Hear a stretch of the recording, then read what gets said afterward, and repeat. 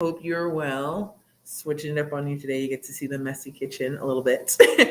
But I wanted to share a little bit about how for 15 years, it's even wild for me to say that, we've been eating and doing a plant based lifestyle. How in the world did that start? What does it take? What are some of the things that I've learned along the way? That's what we're going to talk about today. So while we're here, I'm actually making, I think I can show you this. So I'm making a lovely soup. So I figured we'll talk as I chop. It'll be awesome. Okay. So a couple things. So when I started garlic, when I started on a plant-based lifestyle back in, goodness, that was 2005. Holy smokes. It was part, it was part nudge and it was part dare. Just, you know what, let's just see what happens. Let's see what happens when I choose to take out meat. I had been in a community and in an environment where just the idea of removing a lot of meat sources from the diet was kind of a thing. So I went, okay, I'll try it. But then I really felt a very strong nudge from the Lord to just go, let's just move away from that for a while. And so at that point, I was going through a bit of a spiritual awakening, a renewal of sorts. And so with that, I went, okay, let's go for it. And so that's when I started doing things like just went cold turkey when I decided to cut out meat. I mean, the last thing I had with meat in it, in terms of, I don't eat poultry, I don't eat beef, I've never eaten pork, don't eat shellfish. We eat salmon on occasion, typically maybe once a week, or tuna or some sort of clean fish. But that's it. And so the last thing I had, I think, was a turkey sandwich from Arby's, which is a restaurant that I passed all the time going to and from my first job. And so in that original set, it was going, okay, I have no idea what to cook. I'm not a cook. I mean, doing this was not my thing. So I learned from scratch. So a few things I learned that were really helpful. One is to find ways, here we go. One is to find ways that you connect to the foods that you loved from when you were eating meat. Okay, so that's first. That was really, really helpful. So there were things like, okay, you know what? I really miss meatballs, or I really would like some meatloaf. How do I go about doing that in a meat-free form? Okay, so that was big. Second was to play around with spices. If I was to show you what my spice rack looks like, it's pretty intense, because what I found over time was that it's not so much the actual meat itself that we long for, but it's the flavors and it's the texture and all those things. So over time, I found ways to be able to incorporate that, to kind of play with it and find things that would mimic without being the actual thing. Okay. So that was huge. The other part was to be patient, because again, I was not a cook in any way, shape, or form. It was not something I did. And so as I was learning, I would take my recipes that I would experiment with to the office when I was working. And that's how I met my husband, actually. So apparently I got it right a little bit. And I've been cooking ever since.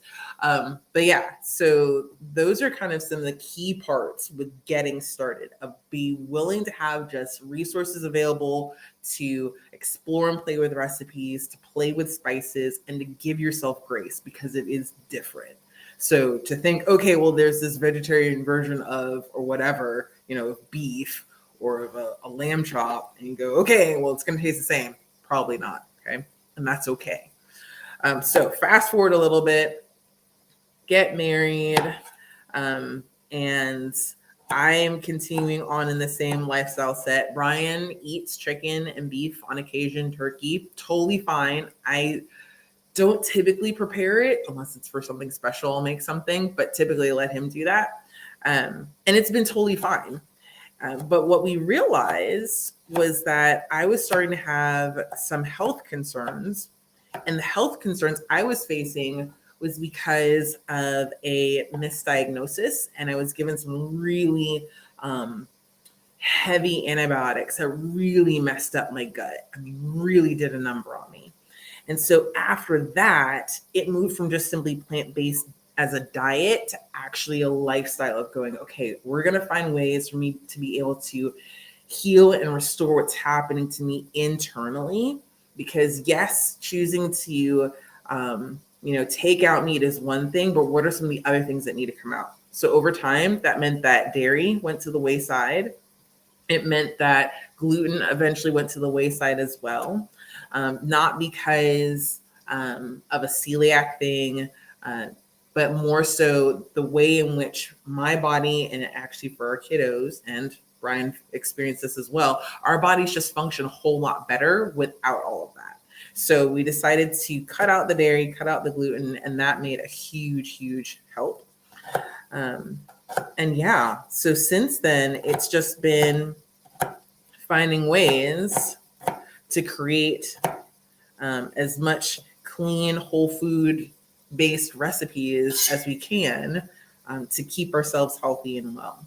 So, especially during the season where, really, it's any season, right? Where keeping our bodies as well fueled as possible is really, really key.